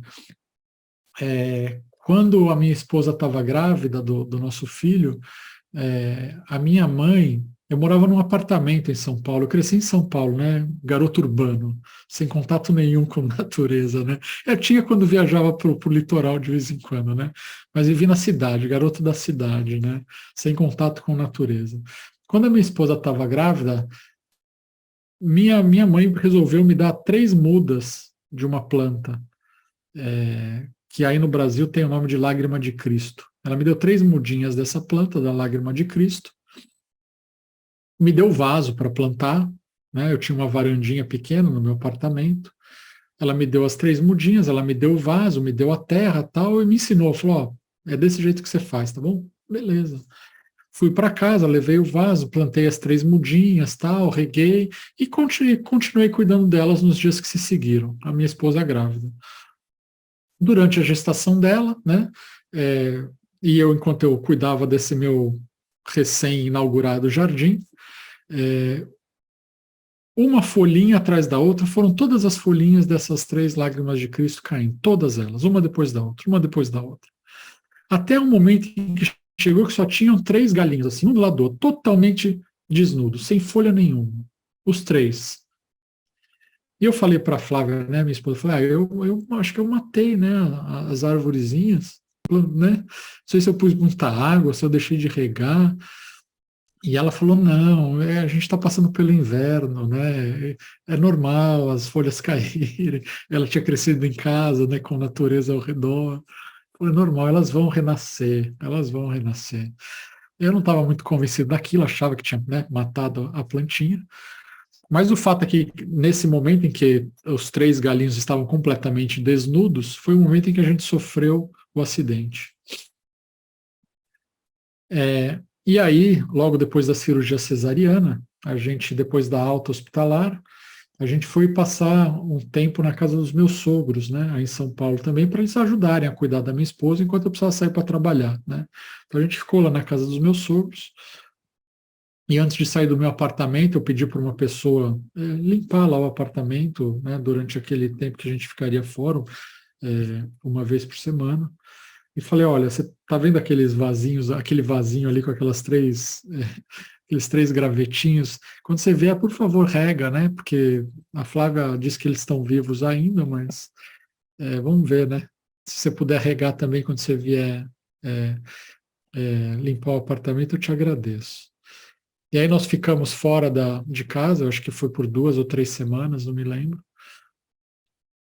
E aí eu me lembro que quando nós voltamos para casa, eu abri a porta da sala e a primeira coisa que eu vi, que eu olhei, foi para a varanda, para aquele vaso, logo que eu entrei em casa. E aí os três galinhos continuavam completamente desnudos, né? A não ser por um galho, que havia saído uma única folhinha, um único brotinho de uma folhinha, bem pequenininha. Aí eu me lembro que eu sentei na frente daquele vaso, fiquei olhando para aquela folhinha e perguntei para Deus, né? Falei, é assim que tu queres, né, falar comigo? É assim que você pretende me devolver a esperança que eu tô sem, que eu perdi? Será que algum dia, né, na minha vida também, eu vou renascer que nem essa árvore está fazendo? O fato é que aquele simples brotinho renovou a minha esperança como nada que eu tinha ouvido até então havia podido fazer. Nada. Foi para mim um sinal tão marcante da presença de Deus, né? Ali eu entendi o que significa, né? Aquilo que o filósofo judeu Martin Buber chama de relação eu-tu. Para ele existem dois tipos de relação: a relação eu-isso, que sou eu, um sujeito e um objeto, e a relação eu-tu, que são dois sujeitos. E ele diz que nesses momentos de contemplação, em que esses eventos absolutamente ordinários se tornam totalmente extraordinários, é quando aquilo que era objeto para a gente se torna sujeito. E ele deixa de ser um isso para virar um tu. E ele conversa com você da profundidade do ser dele para a profundidade do teu ser. É por isso que eu digo, a minha relação com Deus e a relação das pessoas com Deus, em momentos como esse, muda. O universo inteiro se torna encantado, o universo inteiro se torna sagrado, o universo inteiro dá testemunho, né? Dessa presença espiritual. Então esses encontros, eles podem ser passivos, né? E a gente nunca sabe aonde pode acontecer. Mas como diz um outro místico, né, chamado Thomas Merton, do século XX, ele diz que a porta do céu está em todos os lugares. Em todos os lugares. Ou seja, aqui, aí, na tua casa, como diz o Meister Eckhart que eu citei no começo, numa lagarta, na menor das criaturas. Se nós tivermos olhos para ver, claro. Né? Mas momentos como a morte, momentos de sofrimento, nos lançam para esse lugar. Elas abrem os nossos olhos. Né? A morte é algo que nos traz para o momento presente. A gente sai da nossa cabeça, a gente fica presente no lugar que a gente está. E é só no momento presente que a gente pode perceber a presença.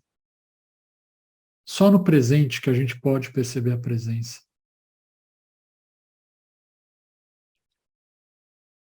Além, né, desses encontros passivos que acontecem, a espiritualidade também, ela se reflete muito, né, no medo de esquecer. Os pais têm medo de que essa relação acabe Eu tenho medo de esquecer o meu filho. Quando o pai começa, ou a mãe começa a melhorar do luto, melhorar no sentido de que as crises de choro, né, começam a ficar menos frequentes, ela já consegue sair um pouquinho mais para o mundo, né, se engajar um pouquinho mais com a vida. Elas têm medo de que isso pode significar o esquecimento da criança. Eu não quero esquecer o meu filho. Será que se eu parar de chorar, eu estou esquecendo o meu filho? Né? Então existe esse medo, né? A memória é fundamental, né? A presença física, o luto, a gente sabe disso, né? O luto é a possibilidade de trazer para a memória aquilo que antes era físico, né? De estabelecer essa relação num outro nível, que já não é mais físico, mas é muito na memória, né? Então o medo de esquecer é o medo de que o vínculo acabe, né? Mas saber que o vínculo se transforma, né? A gente tem que criar oportunidades e momentos para as pessoas lembrarem, né? Não ter medo de falar, olha, imagina, né? Principalmente naqueles dias que são mais difíceis, né? Momentos do aniversário, Dia dos Pais, Dia das Mães, enfim, datas importantes, né? Lembra, pode lembrar, a pessoa faz questão que você lembre, que a gente lembre, né? Quando alguém fala o nome do meu filho que morreu há 16 anos atrás, eu me comovo. Como é que ela lembra do Fernando, né? Do nome do meu filho? Porque isso é dizer que o meu filho existiu, mesmo que tenha sido por 7 horas, sabe? É dizer que eu ainda sou pai daquela criança, né? Então isso é importante. E o suporte ao luto, claro, né? Suporte ao luto é algo que os grupos de apoio são muito importantes, né? Essa elaboração do luto, ela é fundamental nos cuidados paliativos. A gente sabe que esse acompanhamento, que esse cuidado, ele não acaba na hora da morte, né? Que ele continua. Eu acho que era isso que eu tinha para dizer para vocês, gente. Eu passei um pouquinho do tempo, eu vou parar de compartilhar aqui. Deixa eu acender a luz aqui, que aqui já está ficando de noite. Eu volto, mas eu estou aqui, peraí. Gente, eu vou ler aqui as perguntas, vou tentar juntar aqui, porque são 21h09, para dar tempo de Roberto responder todas. Roberto, tem muitos agradecimentos aqui para você, sabe? Vários, vários, vários. Eu vou pescando aqui as perguntas e aí depois a gente abre para a plateia. Tem uma pergunta que diz aqui, como que você faz esse trabalho com as pessoas que estão sempre com raiva? E dizendo que isso é muito comum no nosso trabalho, que a pessoa está com raiva por conta do seu sofrimento e da perda. Uhum. Eu, assim, a questão fundamental, né, que eu acho, a assistência espiritual. A assistência espiritual, ela é muito o vínculo que a gente estabelece com o paciente, o vínculo que a gente estabelece com a pessoa, né? Poder validar essa raiva, sabe? Dar permissão para a pessoa ter raiva, sabe? Ter raiva de Deus, inclusive, sabe? É importante, né? A pessoa tem medo, às vezes, quando ela sente raiva, ela soma ao componente da raiva a culpa, porque ela não pode sentir a raiva, né? Mas a raiva é normal, a gente sabe. A Elizabeth Kubler-Ross falou dos estágios do luto. Ela não falou dos estágios do luto? Que é muito. Tudo bem, existem revisões sobre aquilo que a Elizabeth Kubler-Ross falou, mas um dos estágios do luto é a raiva, né? Negação, barganha, raiva. Quando a gente vê que a barganha não deu certo, né? Não deu resultado, raiva, depressão e depois a aceitação, né? A raiva faz parte. Por que a gente acha que a raiva não cabe? A raiva cabe. A raiva faz parte do luto. A pessoa pode estar sofrendo luto antecipatório, já está com raiva, com a possibilidade de perder. Ela está sofrendo luto daquele futuro que ela estava vislumbrando para o seu filho, para a sua vida, né? Já perdeu aquele futuro.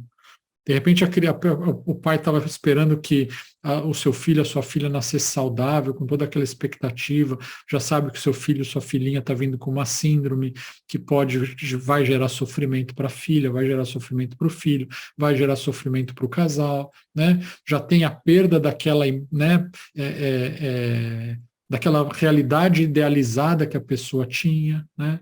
Então tem luto aí já também, né? A raiva é componente integrante do luto, sabe? É, então, validar a raiva, normalizar a raiva. Quando é uma raiva em relação a Deus, dá permissão para a pessoa ficar com raiva de Deus. Eu costumo dizer, sabe, para quem é religioso e está com raiva de Deus, né? Para os pais, né? Às vezes, fala, ó, teu filho e tua filha já ficaram com raiva de você? Já. Já ficaram bravos com você? Já. Você parou de amá-los, né? Porque eles estavam com raiva de você? Não, não parei de amar. Exato, sabe? Eu digo, para você que acredita nesse Deus, né, amoroso, Deus pode, Deus consegue, né? Deus consegue lidar com acolher a tua raiva e sem deixar de te amar. Do mesmo jeito que a gente faz com os nossos filhos, quando os nossos filhos estão bravos com a gente, né? A gente não para de amá-los por causa disso. A gente continua amando os filhos porque eles estão bravos. Então, para aquelas pessoas que acreditam em Deus e têm esse componente da raiva, em primeiro lugar é validar. Em segundo, né, eu digo, ó, é importante para você manter a relação com Deus? É importante. Então fala para ele da tua raiva. Eu tô com raiva, sabe? Eu tô com raiva de você, eu tô com raiva porque meu filho está passando, eu tô com raiva de estar perdendo, né? A gente vê ali o livro de Jó, por exemplo, né? Jó está ali abrindo seu coração e se lamentando. Olha, tem um único livro na Bíblia, na tradição judaico-cristã inteira, que recebe o nome de uma emoção. Lamentações de Jeremias, né? Lamentações. É o único livro na Bíblia que tem o nome de uma emoção. Lamentações. Por que a gente acha que não pode lamentar? Se até na Bíblia, nas escrituras sagradas, tem um livro que fala de lamentação. O título é Lamentações. Lamenta. Muita coisa seria curada, muita dor de alma seria curada se a gente pudesse acolher o luto das pessoas, a tristeza, a raiva. Isso é recurso, né? Às vezes a gente pensa, a pessoa está chorando, ela não tem recurso. Não, o recurso é o choro. A lágrima é o choro. O recurso é a lágrima, né? Isso é recurso. Chorar é recurso. Chorar é recurso para aliviar o peito, para vivenciar o luto, para que o luto possa, sabe, ser amenizado, né? Então, normalizar a raiva, para voltar para a pergunta, né? Validar. Para aqueles que acreditam em Deus, o importante é ficar na relação com Deus, sabe? Se é importante para você ter a relação, leva a tua raiva, né, para a relação, fala da tua raiva, fala daquilo que você está sentindo, né? Às vezes a pessoa fala, não, eu não quero nem entrar em relação com ele. Beleza, você quer ter o teu tempo? Tem o teu tempo. Às vezes acontece isso entre casais, não acontece? Agora não quero falar agora. Daqui a pouco a gente fala. Sabe? Dá o tempo de silêncio para a pessoa. A pessoa está precisando. Tudo bem. Às vezes eu já tive, né, mães que ficam preocupadas. Eu tive uma mãe que ficou, né, a preocupação dela era a seguinte: eu perdi uma filha, a minha outra filha, irmã dessa que morreu, está com raiva de Deus, saiu da igreja, não quer mais saber. E a mãe estava super preocupada, porque para a mãe é importante que a filha tenha relação com Deus. E a mãe insistir que a filha voltasse para a igreja, né, porque, mas muito na questão da teologia, na parte intelectual. Eu falei, olha, na verdade vai ser contraproducente isso agora, né?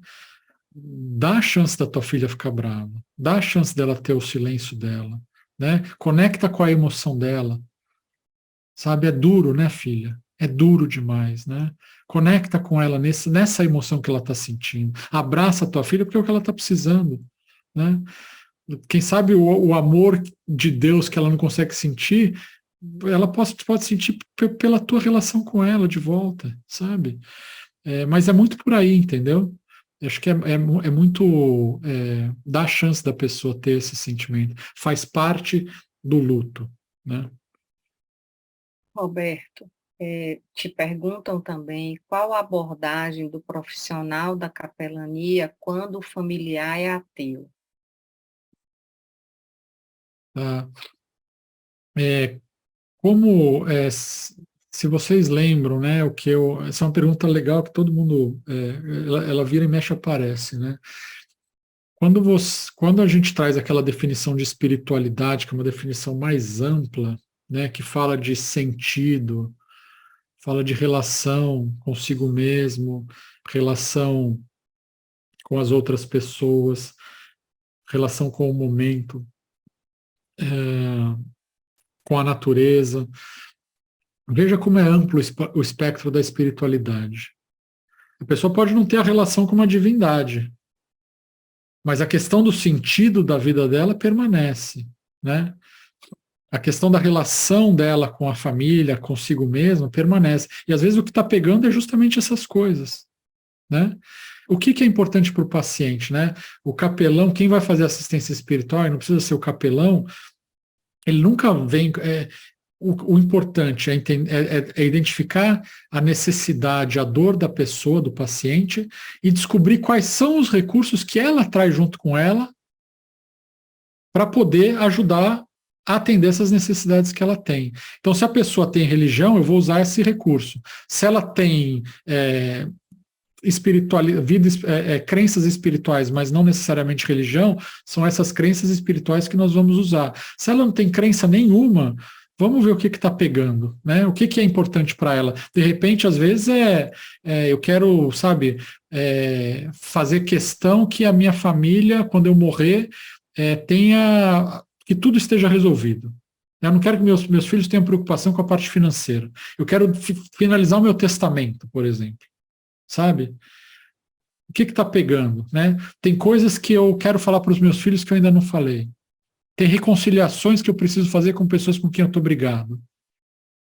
Eu quero encontrar os meus amigos pela última vez. Sabe? Olha quanta coisa pode aparecer. Eu tenho um projeto que eu quero terminar. Eu tenho uma última coisa que eu preciso fazer. São muitas as possibilidades de encontrar sentido, né? O espectro da espiritualidade ele é muito amplo. Ele não necessariamente nos leva para o universo da religiosidade. Lembra da distinção, né? Então, mesmo que a pessoa seja uma pessoa ateia, ela tem vida espiritual. Nós somos todos seres espirituais. A alma humana, ela, da mesma forma que o ar é para o corpo, o sentido é para a alma, né? Disse o Viktor Frankl. Né? A alma não vive sem sentido, o espírito não vive sem sentido. Então, a pessoa ela é ateia, ela não acredita em Deus, mas ela busca sentido também, né?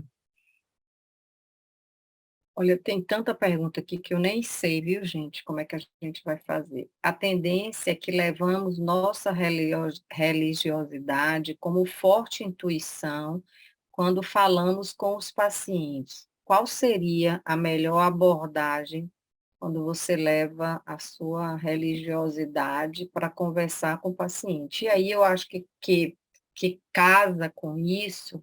Roberto, boa noite. Meu nome é Mônica, sou protestante. Estava ansiosa pela sua apresentação, pois desejo saber quando um cristão, que tem suas convicções, se dispõe a consolar uma família de outra crença no momento da dor. Isso traz conforto ou esse consolo tem que ser baseado na crença dela, na visão paliativista?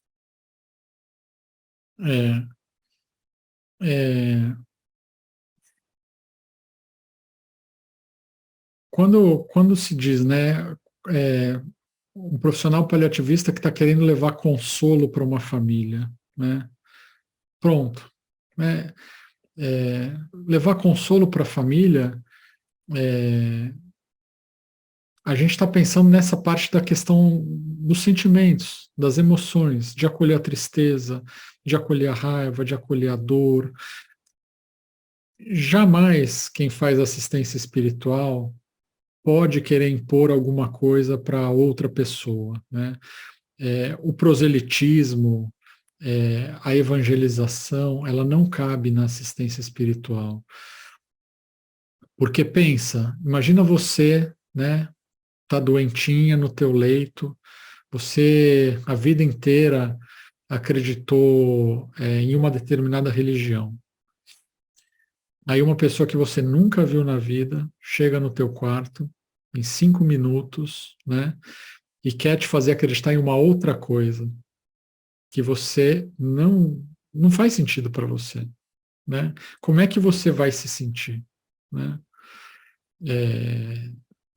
se a gente quer levar consolo, a gente não pode causar estresse para a pessoa, a gente não pode fazer com que a pessoa sinta mais dor do que ela já tem, né? É importante entender que cada um de nós já traz consigo, né, todos os recursos que precisa em momentos como esse, né? Alguns deles ainda estão um pouquinho escondidos dentro da gente. A gente precisa de um trabalho um pouquinho mais intenso para poder encontrá-los, né? Mas são recursos que estão dentro de cada um de nós.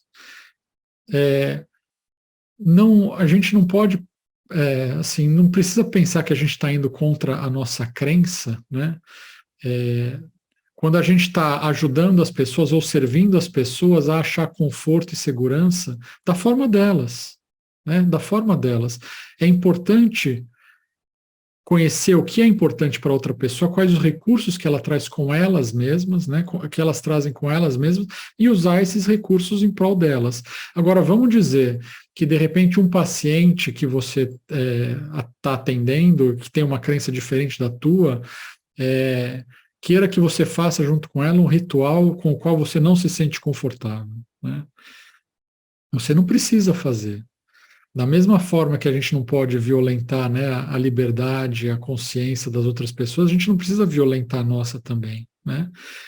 Num caso como esse, o que a gente pode fazer é encaminhar aquele atendimento para alguém que possa dar conta daquele atendimento, né?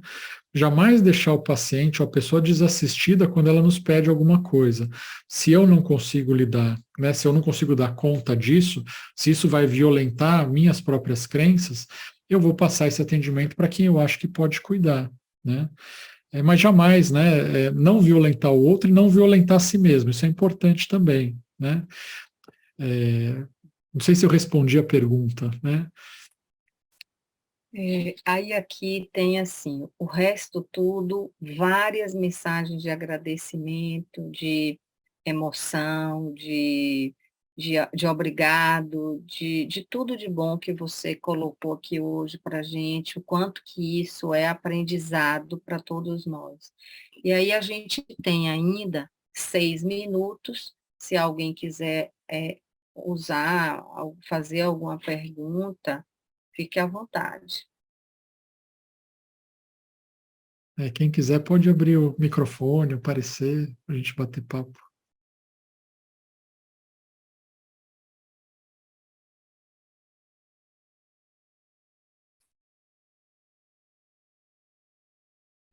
Eu até tinha anotado uma coisa aqui, mas eu vou deixar as pessoas, depois eu converso com você. Fiquei muito interessada com isso que você falou do eletro, não sei se eu entendi muito bem, mas vocês imprimem um pedaço do eletro, o eletropapel, e coloca É, dentro do vidrinho. isso. O eletropapel, uma tirinha, né, do eletrocardiograma, que tem o batimento do coração do paciente, e aí enrola, né, e coloca num É, potinho. Eu vou te mandar uma foto, Lília, aí você pode compartilhar com o pessoal também. porque É uma aqui das ideias, né? a gente grava o batimento num pendrive, assim, em forma de coração, lá no pré-natal, ou lá dentro da unidade para os pais. E Daniel, que vai falar com a gente na semana que vem, eu não sei se ele ainda está aí, que é do Canadá, ele faz essa gravação e coloca dentro de um urso, e aí tem um recurso que quando aperta, aí escuta, liga, tem uma coisa assim. Mas depois você me manda. Então, eu Tá gostei bom. muito. E na semana passada a gente estava discutindo muito lá no hospital como que a gente poderia construir essas memórias para adulto, e eu acho que isso super cabe. A nossa chefe da comissão lá do Roberto Santos, ela está por aqui, eu acho que isso super cabe para isso. Tem uma última pergunta aqui para você: como abordar o sofrimento espiritual de pacientes em situação de violência sexual que optam por interromper a gestação? Hum, Uma pergunta fácil.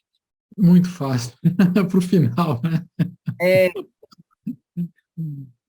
e ela Olha, diz também que do sofrimento da equipe.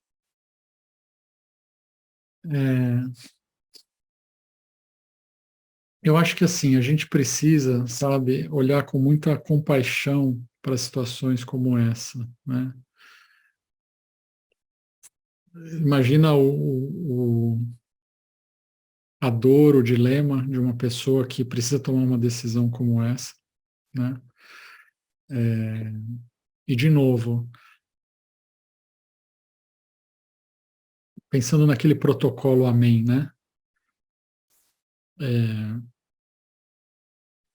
a gente educa naquilo que pode educar, né? A gente permanece com a pessoa ao longo do caminho, independente da decisão que ela tomar. Eu já passei por situações não de violência, de encontrar pessoas que sofreram violência sexual, mas de pessoas, por exemplo, que é, descobriram o câncer no exato momento em que descobriram que estavam grávidas. E aí, para fazer a quimioterapia, precisaria interromper a gestação, né? Porque a quimioterapia não poderia ser concomitante à gestação. E aí o dilema da mãe era esse, né? Não tem decisão fácil, não tem decisão certa, sob o meu ponto de vista. O que é preciso, eu entendo que é acompanhar a pessoa no dilema dela, dar ouvidos, né, àquilo que ela tem para trazer. E é claro, sobretudo num caso de trauma como esse que você trouxe, né, Lília, isso precisa de acompanhamento psicológico, né, eventualmente psiquiátrico. Não é alguma coisa que a gente resolve assim, né, fácil. Precisa de um acompanhamento.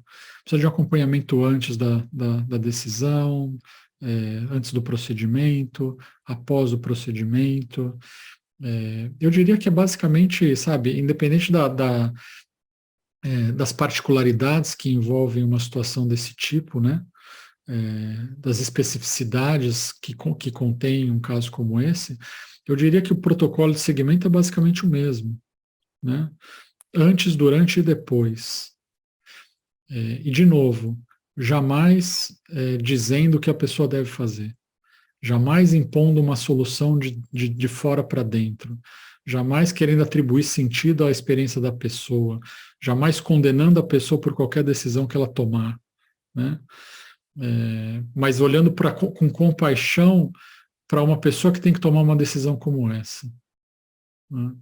E se for uma pessoa religiosa, então, né, é, esse é um componente importante, né, de se considerar também, a relação dela com Deus ou com o sagrado dela, né? Pela hora, a gente vai encerrar. Eu imensamente agradeço a você, Roberto. Tomara que a gente possa ter outros momentos com você. Assim, todo mundo está aqui, o chat está cheio de agradecimentos para você, para suas colocações, para suas palavras, por essa paz que você sempre, o tempo todo, transmite para todos nós, todos que convivemos com você. Eu acho que o sentimento é sempre esse, da sua paz, da sua tranquilidade, essa coisa tão transcendente. Eu acho que você é uma pessoa que transcende o tempo inteiro na sua fala e na sua postura. Eu lhe agradeço profundamente, te desejo uma boa semana, espero que a gente possa ver você mais vezes com a gente e agradeço a todos que ficaram até agora e boa semana para todos. Assim que Roberto me mandar o que ele né, disse, prometeu aqui que vai mandar, eu mando tudo para vocês, tá bom? Um abraço grande, boa noite para todo mundo e boa semana. Roberto, muito obrigada, viu? Muito Obrigado obrigada a de coração. você, Lília, de novo pelo carinho. Obrigado a todos vocês que ficaram até agora aí.